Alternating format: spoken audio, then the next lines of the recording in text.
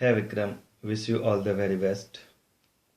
ये revision video मैं अपने रिवीजन के पर्पज़ से बना रहा हूँ। अगर आप कोई दोस्त देख रहे हैं तो हो सकता है कि आपको समझ ना आए, क्योंकि इस रिवीजन वीडियो में मैं इतना ही बातों को बोलूँगा जो मैं खुद को अंडरस्टैंड कर पाऊँ, और हमें लग रहा है कि इस पार्ट पे क्वेश्चन आएगा तो उसी पर्टिकुलर पार्ट पे हम फोकस करेंगे और अदर पार्ट को हम एज इट इज छोड़ देंगे। तो चलिए अब हम लोग board meeting and it's power का रिवीजन करते हैं। इसे 2-3 पॉइंट में हो सकता है, इसे 2-3 पार्ट में हम बांटें। Okay, thank you, let's start. सबसे पहला सेक्शन 173 सब सेक्शन 3 सॉरी सबसे पहला सेक्शन 173 बोलता है frequency of a board meeting. सारे कंपनी को first board meeting with in 30 days of its incorporation held करनी चाहिए। आईएफएससी कंपनी के केस में first board meeting with in 60 days of its incorporation करते हैं। उसके बाद बोला गया है कि फिर 4 बोर्ड मीटिंग होनी चाहिए एवरी ईयर में। हियर एवरी ईयर का मतलब कैलेंडर ईयर है, एंड 2 बोर्ड मीटिंग के बीच में आपका 120 डेज से ज़्यादा का गैप नहीं होना चाहिए। सेक्शन 8 कंपनी के केस में एटलीस्ट 1 बोर्ड मीटिंग होगी with in average 6 calendar month में। आईएफएससी कंपनी के केस में एटलीस्ट 1 बोर्ड मीटिंग की जाएगी in every half of calendar year. तो ऐसा समझा जाएगा कि सेक्शन 173 का कंप्लायंस कर लिया गया है। बोला जाता है कि डायरेक्टर्स प्रॉक्सी के थ्रू बोर्ड मीटिंग को अटेंड नहीं कर सकता है। बोर्ड मीटिंग अटेंड करने के 3 मोड हैं, या तो इन पर्सन या वीडियो कॉन्फ्रेंसिंग या any other audio video visual mode. Total 5 ऐसे मैटर्स हैं जिसे डील नहीं कर सकते हैं थ्रू वीडियो कॉन्फ्रेंसिंग और अदर ऑडियो विजुअल मोड। पहला है आपका financial statement, board report, prospectus के अप्रूवल से रिलेटेड। चौथा हो जाएगा audit committee for consideration of a financial statement including consolidated financial statement if any. अब approval of a matters relating to amalgamation, merger, demerger, acquisition या take over. Further provided that directors meeting में participate कर सकता है through video conferencing और other audio visual mode अगर meeting में quorum present हो गया हो through physical presence of a directors.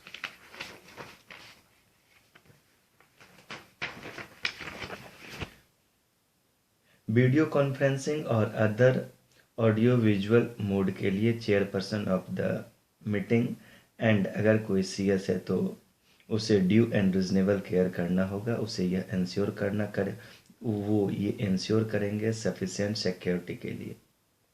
वो प्रिपेयर करेंगे मिनट ऑफ द मीटिंग को, ड्राफ्ट मिनट्स ऑफ मीटिंग को सर्कुलेट किया जाएगा among all the directors with in 15 days of the meeting.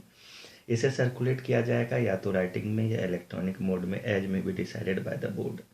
अगर कोई भी person other than the concern director attend नहीं करेगा मीटिंग को थ्रू वीडियो कॉन्फ्रेंसिंग मोड। यद्यपि डिफरेंटली एबल्ड पर्सन रिक्वेस्ट कर सकते हैं बोर्ड को to allow a person to accompany him, and board may or may not allow the same। Notice of the board meeting send किया जाएगा all directors को। Notice of a meeting में inform करेंगे directors को regarding the option available to them to participate through video conferencing mode.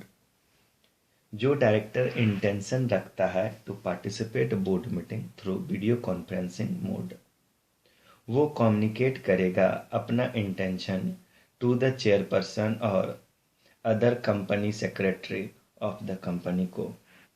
जो director desire रखता है to participate the board meeting through video conferencing, वह इंटीमेट कर सकता है अपना intention to participate at the beginning of the calendar year, and such declaration आपका valid रहेगा for 1 calendar year.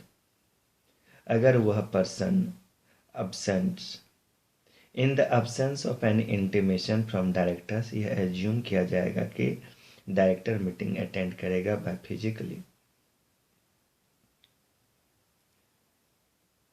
Right to director to participate the video conferencing is mandatory and can not be avoided by the company. Security reason को लेकर video conferencing नहीं कराया जा सकता है।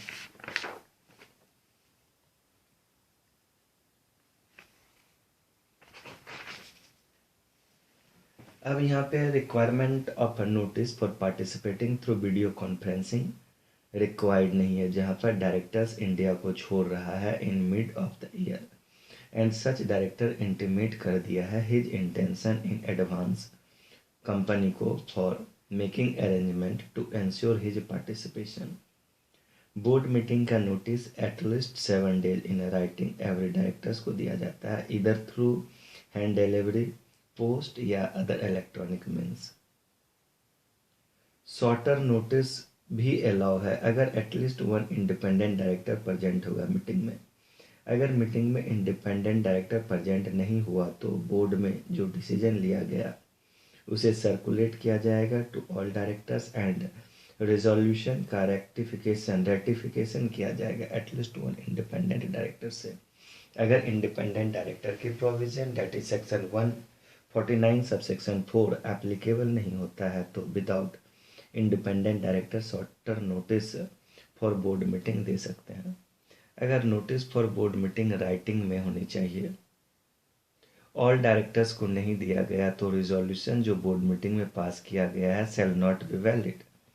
Notice must be given to each directors in writing even if the director concern knew about the meeting. Notice serve करने में कोई भी फेल्योर होती है तो 25,000 रुपये का पेनल्टी लगेगा।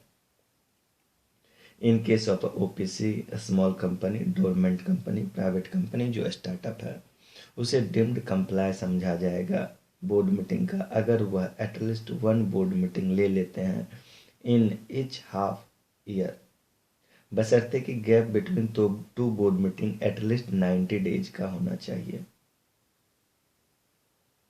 उसके बाद यहाँ स्मॉल कंपनी मीन्स एक ऐसी प्राइवेट कंपनी जिसका paid up share capital maximum 50 lakh रुपया है, टर्नओवर आपका मैक्सिमम 2 करोड़ रुपया है। अब सेक्शन 174 में आते हैं। 174 आपका कोरम ऑफ बोर्ड मीटिंग में है। 174 सब सेक्शन 1 बोलता है कि कोरम 1/3 ऑफ टोटल स्ट्रेंथ और 2 director whichever is higher quorum count किया जाएगा। अगर कोई डायरेक्टर्स वीडियो कॉन्फ्रेंसिंग के थ्रू बोर्ड मीटिंग अटेंड करता है तो उसे भी कोरम में काउंट किया जाएगा। टोटल स्ट्रेंथ में इंक्लूड नहीं किया जाता है ऐसे डायरेक्टर्स को जिसका प्लेस वैकेंट हो चुका है। सेक्शन 8 कंपनी के केस में कोरम मान लिया जाएगा 8 डायरेक्टर्स और 25% of a total strength whichever is less provided that quorum shall not be less than 2 members. उसके बाद बोला गया है कि अगर कोई भी बोर्ड मीटिंग एडजर्न हो जाती है ड्यू टू कोरम देन वहाँ पे 2 ऑप्शन है। अगर आर्टिकल्स में कोई प्रोविज़न लिखा है तो वह प्रोविज़न अप्लाई होगा या बोर्ड मीटिंग एडजर्न हो जाएगा to same day time place to the next week. If such day is a national holiday then to next succeeding day. उसके बाद यहाँ पे बोला गया है कि अगर कोई भी इंटरेस्टेड डायरेक्टर है तो उसको कोरम में काउंट नहीं किया जाएगा एज पर सेक्शन 184। अब बोला गया है 174 सब सेक्शन 3 में अगर interested director greater than equal to 2/3 of total strength of the board है तो कोरम डिसइंटरेस्टेड डायरेक्टर को ही मान लिया जाएगा, बशर्ते कि disinterested director not less than 2 होना चाहिए। उसके बाद एक हम लोग कंबाइन एनालिसिस करते हैं section 174 sub section 1 and section 174 sub section 3 का। सबसे पहले चेक करेंगे कि सेक्शन 173 एप्लीकेबल होता है, डेट इज क्या interested director greater than equal to 2/3 of total strength है। यस है तो कोरम डिसाइड किया जाएगा एज पर सेक्शन 173 तो कोरम डिसाइड किया जाएगा as per section 174 sub section 3, otherwise quorum determine किया जाएगा as per section 174 sub section 1। उसके बाद बोला गया है कि अगर कोरम बिलो है तो भी काम चल सकता है। आप एडिशनल डायरेक्टर को अपॉइंट कर सकते हैं, बोर्ड करेगा ताकि बोर्ड मीटिंग में कोरम प्रेजेंट हो पाए। या summoning general meeting, that is general meeting बुलाकर उस मैटर का अप्रूवल करवा लीजिए। ओके, अब हम लोग सेक्शन 175 में आते हैं। सेक्शन 175 बोलता है passing of a resolution by circulation. Board अपना डिसीजन दो तरीके से ले सकते हैं, या तो वो डिसीजन बोर्ड मीटिंग बुला कर लेगा या फिर रिजोल्यूशन बाय सर्कुलेशन से लेगा। रिजोल्यूशन बाय सर्कुलेशन से कैसे डिसीजन लिया जाएगा? रिजोल्यूशन को सर्कुलेट किया जाएगा to all directors at registered office. 4 mode से सर्कुलेट किया जा सकता है, hand delivery, post, courier, electronic mode. And इसे अप्रूव करवाया जाएगा by majority who are entitled to vote on such resolution. अगर 1/3 of a total strength demand करती है कि मैटर बोर्ड मीटिंग में ही डिसाइड किया जाना चाहिए तो चेयरपर्सन को बोर्ड मीटिंग में ही मैटर का डिसीजन लेना पड़ेगा।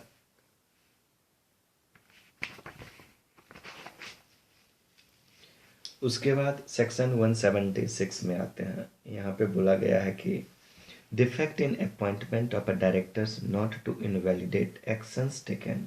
फॉर एग्जांपल, आपको यूनानिमस कंसेंट लेनी चाहिए थी मेंबर से for appointment of more than 1 directors by single resolution, लेकिन आपने नहीं लिया। ऑडिट कमेटी को रिलेटेड पार्टी ट्रांजैक्शन के साथ करेंगे।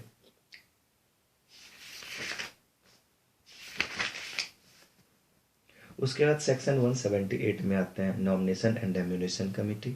नॉमिनेशन एंड रेम्यूनरेशन कमेटी को अप्लाई होने का क्राइटेरिया सेक्शन 149 सबसेक्शन 4 का ही है। बोला गया है कि nomination and remuneration committee constitute करते हैं एटलीस्ट 3 नॉन एग्जीक्यूटिव डायरेक्टर से, out of which majority director आपका इंडिपेंडेंट डायरेक्टर होगा। चेयरपर्सन, कंपनी का चेयरपर्सन मेंबर बन सकते हैं लेकिन कमेटी का चेयर नहीं बन सकते हैं। रेम्यूनरेशन कमेटी का फंक्शन है कि रेम्यूनरेशन रिजनेबल हो to attract retain and motivate the directors. Section 178 section 178 बोला गया है स्टेक होल्डर्स रिलेशनशिप कमेटी। ऐसी कंपनी जिसमें मिनिमम 1000 होनी चाहिए aggregate of share holders, debenture holders, deposit holders और एनी अदर सिक्योरिटी होल्डर।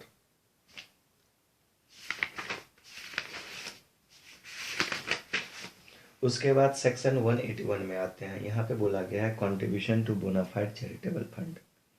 आप as a director 5% of the average net profit of preceding 3 financial years तक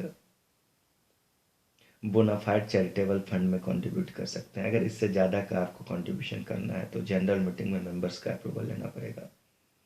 अगर वनली एम्प्लॉय के benefit के लिए आप कर रहे हैं तो वह बोनाफाइड नहीं कहलाएगा। Section 182 political contribution.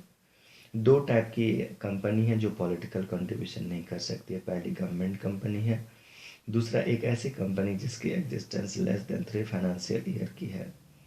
Political contributions के लिए बोर्ड रिजोल्यूशन पास करना पड़ेगा बोर्ड मीटिंग में।